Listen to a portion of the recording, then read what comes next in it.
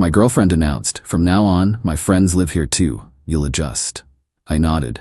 Of course. While she was out celebrating, I changed the locks and sent her belongings to her parents' house. The screams outside my door when she returned told me everything I needed to know.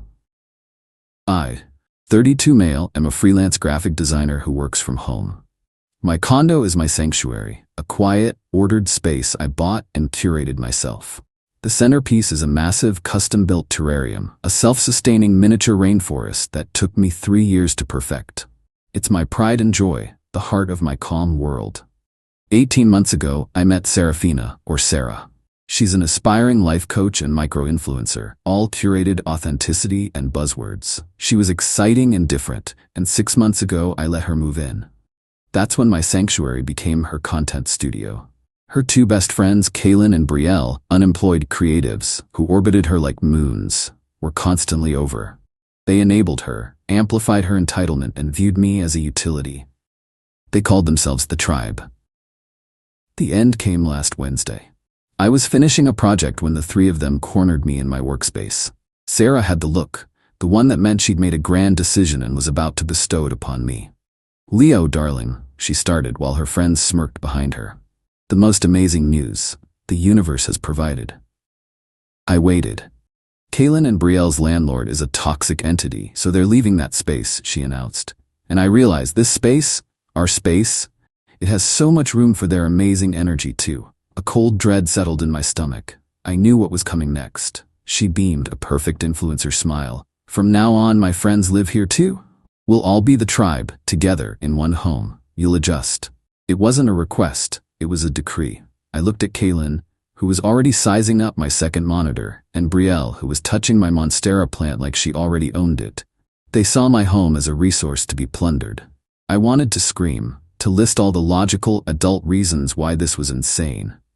But I saw the trap. Any protest would be twisted. I'd be unsupportive, controlling, toxic. I would be the villain in her next tearful Instagram story. So I chose another path. I smiled. "Of course," I said, my voice perfectly even. "Whatever you need, Sarah. Welcome home, guys." The relief in the room was palpable. Sarah's performative anxiety melted into triumph. "I knew you'd understand. You're the best," she said, kissing me. "We have to celebrate our new home." Brielle squealed. Within 20 minutes, they were out the door, off to a cocktail bar to manifest their incredible future. The door clicked shut. In the sudden, profound silence, I felt a cold, surgical clarity. She said I'd adjust, and I would. The moment their car was gone, I began. This wasn't anger, it was a necessary amputation. I pulled out every suitcase and box we owned and methodically packed her entire existence. Her clothes were folded, her makeup collection was boxed, her self-help books and crystals were sealed away. I worked with a detached efficiency, erasing her from my space. In just over an hour, every trace of her was gone, contained in cardboard. My terrarium, however, I covered with a protective sheet. It was mine. It was staying. Next, I found a 24/7 courier service online that handled emergency relocations. I gave them her parents' address and one critical instruction. The delivery was to be COD for the full, expensive amount. The dispatcher chuckled and said he understood completely. While I waited, I called a 24-hour locksmith and scheduled a full, high-security lock replacement. The courier van arrived, and 2 men helped me load Sarah's life into it. As it drove away, I felt a weight lift. The digital purge came next. Her fingerprint on my phone, her Face ID on my tablet, her access to all my streaming accounts, deleted. I changed the Wi-Fi password and blocked her number, along with her friends. Communication would now be intentional, not assumed. The locksmith arrived and worked quickly, handing me a new set of keys that felt solid and real in my hand. "Nobody's getting through that without a battering ram," he grunted. The bill was steep, but the peace of mind was priceless. It was just after 1 a.m. I sat on my couch in the quiet, clean space. My home felt like mine again for the first time in months. I was making tea when I heard them arrive around 2:30 a.m., a wave of drunken laughter echoing down the hall.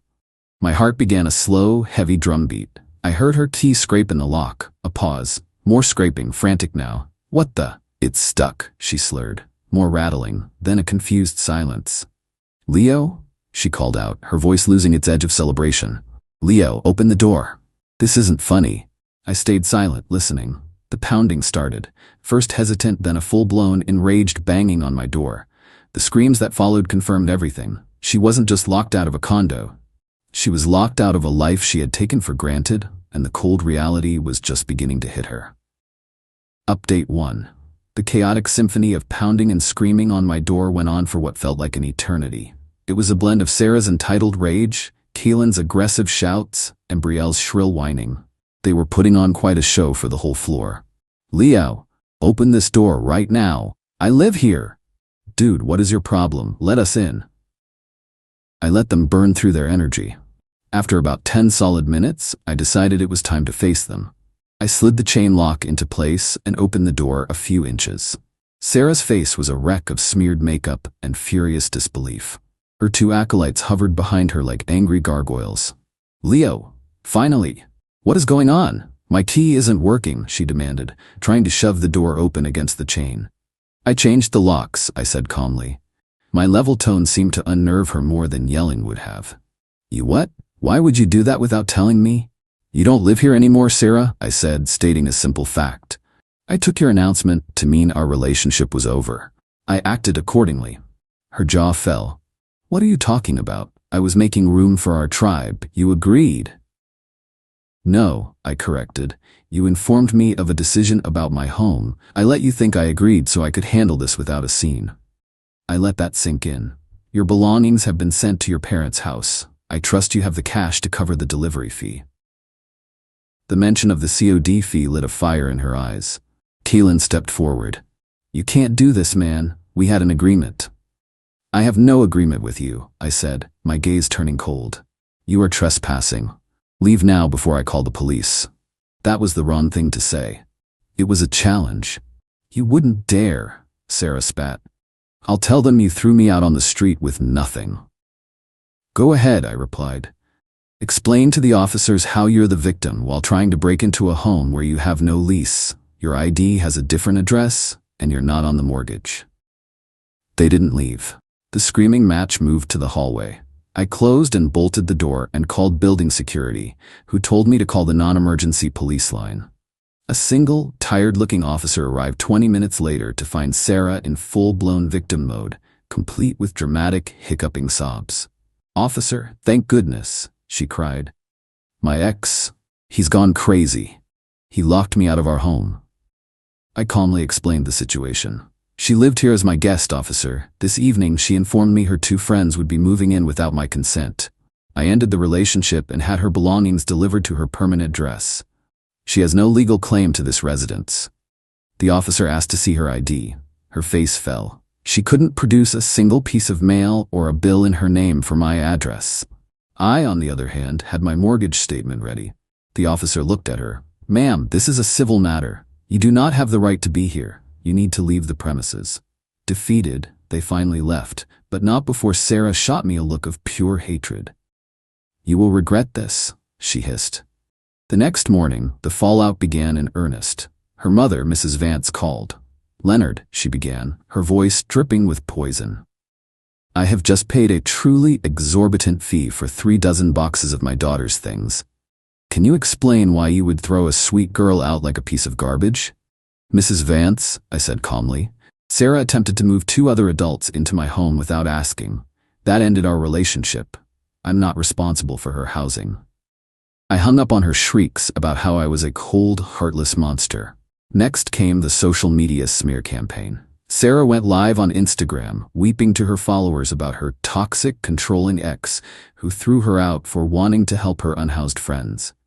She conveniently omitted the part where she was now living in her parents' comfortable, suburban home.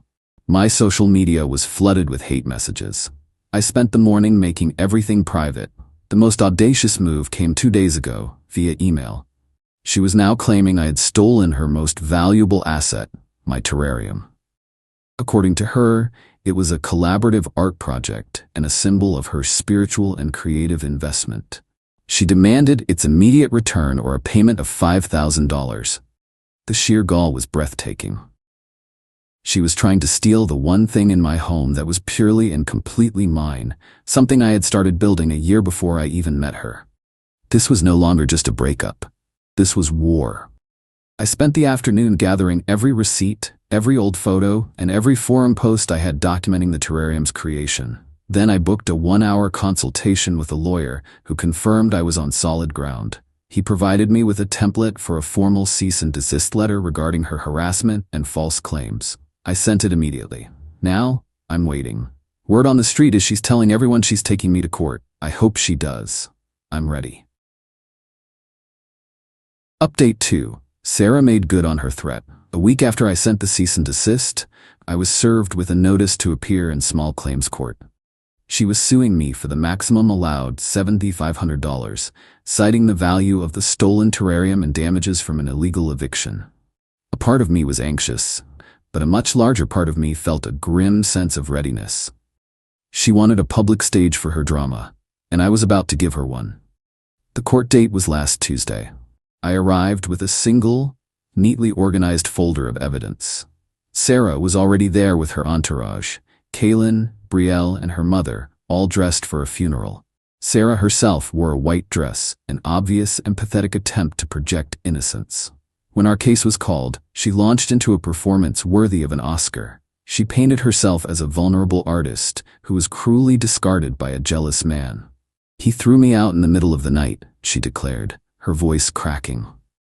"Just because I wanted to help my friends, he performed an illegal eviction." She then moved on to the terrarium. "And he stole our art," she said. "It was a collaborative project, a symbol of our love. I sourced the rare orchids, I designed the layout. It's worth thousands, Your Honor." Kaylin and Brielle were called as witnesses and proceeded to perjure themselves without hesitation, backing up her every lie. When it was my turn, I calmly walked to the podium and opened my folder. "Your Honor, Miss Vance was a guest in my home, not a tenant," I began. I produced the deed to my condo, my mortgage statements, and utility bills, all exclusively in my name. There was no lease, she paid no rent. Her guest status was revoked when she informed me that her 2 friends would be moving into my 1-bedroom condo permanently. Then I addressed the terrarium. "As for the collaborative art project," I said, "I have here receipts for every component. All of them are dated between 2020 and 2021. I met Miss Vance in the summer of 2023. I placed the stack on the podium. I also have time-stamped photographs of the terrarium in my home from before she moved in, and a printout from a hobbyist forum where I documented the entire construction process." I slid the binder of evidence toward the judge. Sarah's face had gone pale. "Finally, Your Honor," I said. "Miss Vance claims she was cast out into the cold. This is an audio recording from my security doorbell from the night in question." I played the recording. The courtroom filled with the sound of her drunken screaming and Keelan's threats. The judge listened, his eyes fixed on Sarah. When it was over, he looked at her. His voice was ice. "Miss Vance, is there anything you'd like to say in response?" She stammered, completely deflated. The judge held up a hand. "That's enough. Judgment for the defendant. Case dismissed." He then fixed her with a hard stare. "Miss Vance, you and your witnesses have come dangerously close to committing perjury today. This court is not a stage for your personal dramas or a tool for extortion. You have wasted this court's time. Do not let me see you in here again." The public humiliation was total. Sarah looked like she had been slapped. I thought that would surely be the end of it, but her defeat only made her more desperate and vicious. A few days ago, my doorbell rang. It was an officer from Animal Services. "Sir," he said politely, "we received an anonymous complaint alleging you're neglecting an exotic animal in a sealed glass container in your living room." My blood ran cold. This was a new low. She was trying to have my terrarium, my living work of art, confiscated and destroyed. This was a direct strike at something I loved. "Please, come in, officer," I said, my voice shaking slightly. I led him to the terrarium. He was an older man with a kind face who, it turned out, was a fellow hobbyist. He immediately recognized it as a beautifully maintained, fully bioactive ecosystem. "There are no vertebrates in here, officer," I explained, "just isopods and springtails." He smiled. "We get these revenge calls all the time after bad breakups," he said as he was leaving. "I'm filing this as unfounded and malicious. You have a good day." When the door closed, my shock had morphed into a cold, hard rage. She had crossed a fundamental line. My response so far had been defensive. It was time to be proactive. Her entire identity, her fledgling career as an influencer, was built on a fragile image of wellness and authenticity. Her sponsorships depended on it. I spent the evening drafting a new email. It was polite, professional, and utterly devastating. I sent it to the marketing departments of every brand she was affiliated with. The subject was simple: regarding your brand ambassador, Serafina Vance. In the email, I laid out the facts, stripped of emotion. I attached the public court record showing her case was dismissed with prejudice. I highlighted the judge's official warning about perjury. I included screenshots of her online harassment and a copy of the unfounded Animal Services report. I ended the email with a single sentence: as a consumer who values integrity, I believed you would want to be aware of the conduct of the individual you have chosen to represent your brand's values. Then I hit send. It was time for Sarah to learn that actions have consequences, not just in a courtroom, but in the world she cared about most. Final update. It's been 7 months since I changed the locks on my life. The storm has passed, and the resulting peace is better than I could have imagined. The emails I sent to Sarah's sponsors were a precision strike. In the world of influencer marketing, where brand safety is paramount, an ambassador publicly associated with perjury, harassment, and malicious lawsuits is toxic waste. The yoga mat company was the first to quietly scrub her from their website. The herbal tea brand terminated her affiliate code a day later. Within a week, every small sponsorship she had evaporated. There was no public firing, just a silent, digital erasure. Her tiny stream of income, the very thing that propped up her life coach fantasy, was gone. She tried to spin it, of course. She posted a rambling, tearful video from her childhood bedroom, talking about being the target of a coordinated misogynistic attack from a vindictive ex. But the narrative was wearing thin. The comments were no longer universally supportive. People were asking questions. What court case? Why did all your sponsors drop you at once? Without brand validation, her influencer career collapsed. She was just another angry person complaining into her phone. Her follower count stagnated, then started to drop. Eventually, she stopped posting altogether. I heard the rest of the story through a mutual acquaintance. The tribe was the first casualty. Kaylin and Brielle's dream of a creative commune died quickly under the harsh reality of living at Sarah's parents' house without me to fund their lifestyle. The fighting was constant. Kaylin moved back to his hometown. Brielle is reportedly still trying to become a TikTok star. Sarah's downfall was more complete. Her parents, having enabled her for years, finally reached their limit. Being forced to pay for her belongings, being dragged into her public legal humiliation, and now having her back home as a jobless, bitter adult was the final straw. They gave her an ultimatum: get a real job and pay rent, or get out. The last I heard, Sarah is working as a cashier at a home goods store. She apparently tells anyone who will listen that her ex-boyfriend stole her dream and ruined her life. There has been no self-reflection, no accountability. In her story, she will always be the victim. She learned nothing. As for me, I'm thriving. My home is my sanctuary once more. I repainted the living room and started designing a new, more complex terrarium for my office. The original is flourishing. A perfect, self-contained world, utterly indifferent to the drama that once surrounded it. This was never about revenge in the cinematic sense. It was about consequences. Sarah built a life on a foundation of entitlement, and when I removed the single pillar holding it up, my compliance, the entire structure came crashing down. She demanded that I adjust to her reality. Instead, I simply reasserted my own. She tried to take the thing I loved most and use it as a weapon. She failed to understand that, like my life, my terrarium was something I had built with care on a solid foundation. It couldn't just be taken. Sometimes I think about the sound of her screaming outside my door that night. It wasn't the sound of my victory. It was the sound of her delusion, colliding with an unmovable, real-world consequence. And that, I've realized, is the most satisfying sound of all. It's the sound of peace.